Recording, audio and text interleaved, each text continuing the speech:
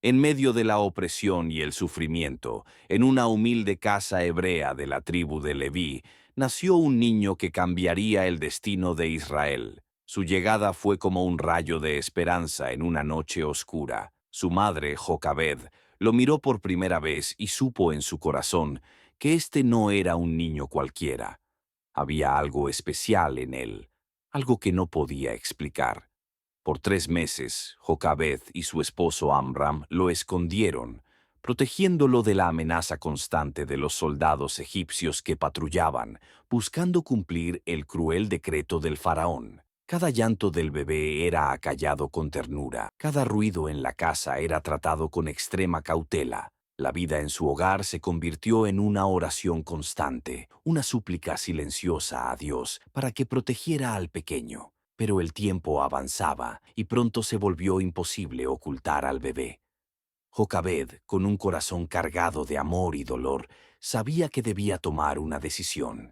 Inspirada por su fe y guiada por la providencia divina, tejió con sus propias manos una pequeña cesta de papiro, la selló con brea y alquitrán, asegurándose de que fuera impermeable, y con lágrimas en los ojos colocó a su hijo en ella. Señor, este hijo es tuyo, yo lo entrego a tus manos, cuida de él y cumple tu propósito, oró Jocabed mientras colocaba la cesta entre los juncos del río Nilo. Miriam, la hermana mayor del niño, observaba desde la distancia, lista para seguir el destino de la cesta. El río Nilo, que había sido un símbolo de muerte bajo el decreto del faraón, se convirtió en el escenario de un milagro. La corriente llevó la cesta suavemente hacia donde la hija del faraón se encontraba bañándose con sus sirvientas. Cuando la princesa vio la cesta flotando entre los juncos, la curiosidad la llevó a pedir que la trajeran. Al abrirla, se encontró con un bebé llorando. Aunque sabía que era un niño hebreo,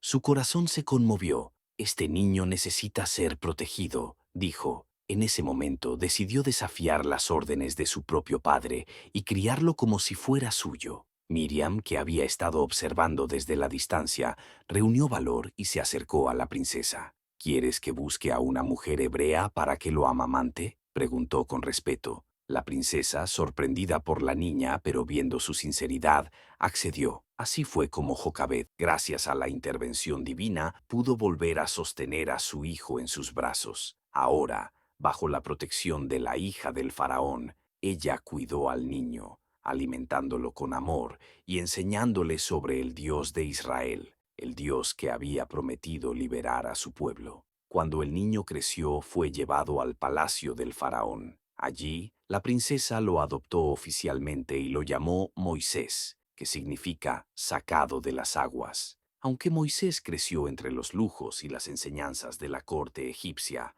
las raíces de su fe y su identidad como hebreo estaban profundamente arraigadas en él.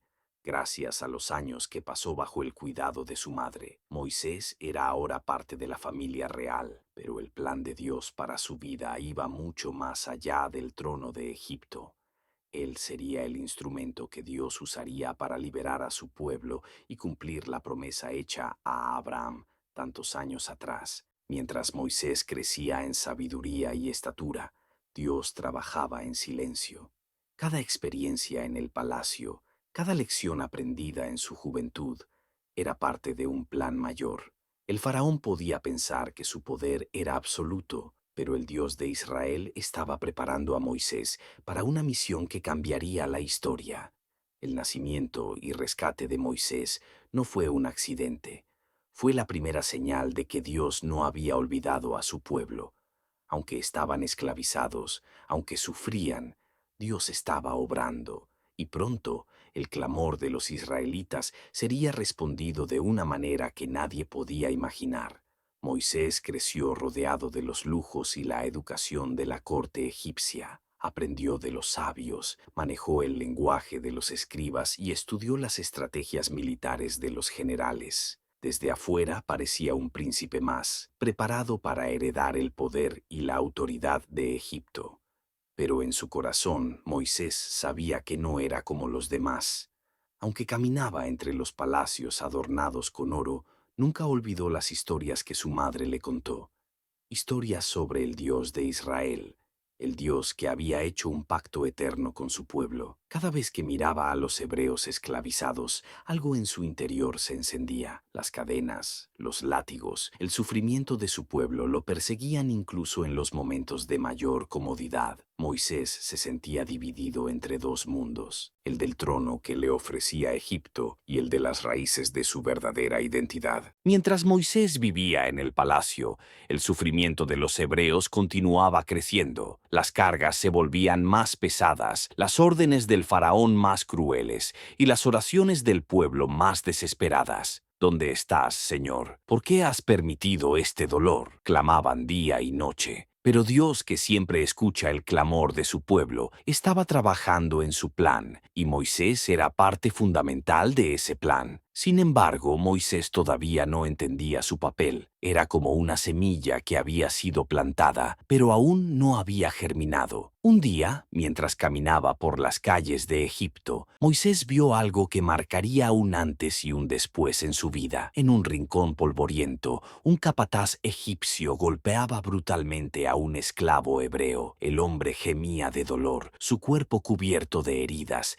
mientras los demás esclavos observaban impotentes, temerosos de intervenir. Algo en Moisés se rompió. La ira, la compasión y la indignación que había sentido durante años finalmente explotaron. Sin pensarlo, corrió hacia el capataz, lo enfrentó y, en el calor del momento, golpeó al hombre hasta que dejó de moverse. Un silencio sepulcral cayó sobre el lugar. Los hebreos lo miraron con asombro y miedo. Moisés, dándose cuenta de lo que había hecho, escondió el cuerpo del capataz en la arena, pensando que nadie lo descubriría. Pero las noticias viajan rápido, incluso en silencio.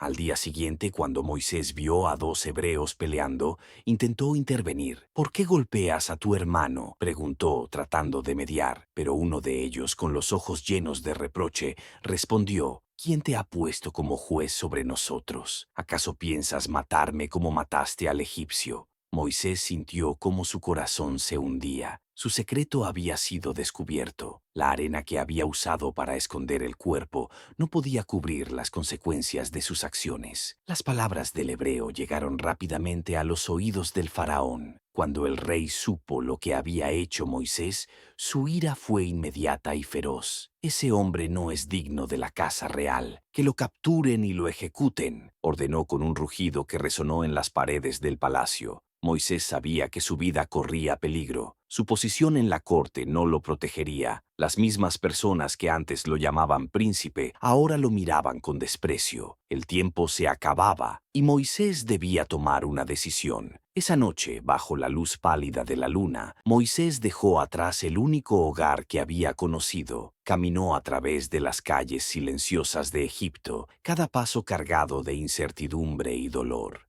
Se alejaba de la tierra de su crianza, pero también del pueblo al que pertenecía. No sabía qué le esperaba más allá de las arenas del desierto, pero sabía que no podía quedarse. ¿Podría escapar del alcance del faraón? ¿Encontraría refugio en una tierra desconocida? Y lo más importante, ¿qué propósito tenía Dios para él después de todo esto? Con el corazón lleno de preguntas, Moisés se internó en el desierto, una extensión infinita de arena y soledad, buscando un destino que aún no podía entender.